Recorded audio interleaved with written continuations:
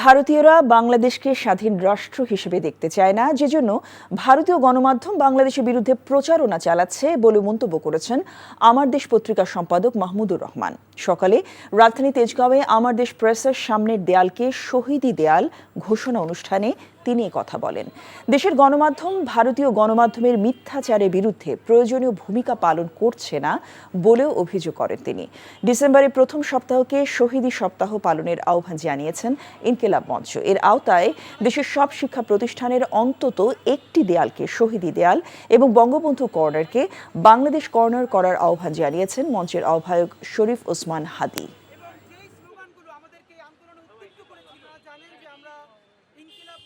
বাংলাদেশ যাতে একটি স্বাধীন জাতি হিসেবে মাথা উঁচু করে দাঁড়াতে না পারে, তারা বাংলাদেশকে ভারতের একটি আশ্রিত রাজ্য হিসেবে দেখতে অভ্যস্ত মানসিকতার দিক দিয়ে।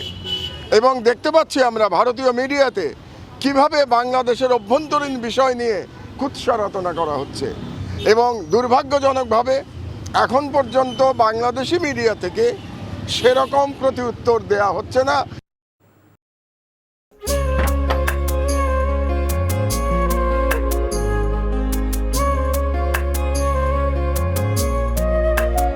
এটা আমাদের ঘর, আমরা দুজন মিলে সবকিছু গোছাবো।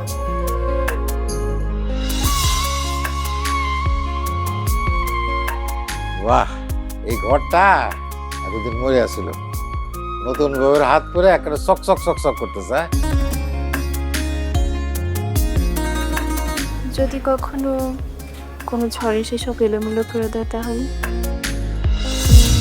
আরে তুমি আসছো, তোমার বউয়ের হাতে রান্না খুবই চমৎকার।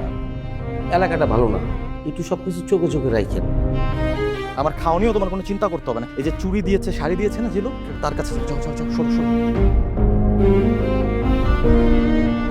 পৃথিবীতে মানুষের মানুষের সম্পর্কের বড় সমস্যা কি জানো? ভুল বোঝাবুঝি।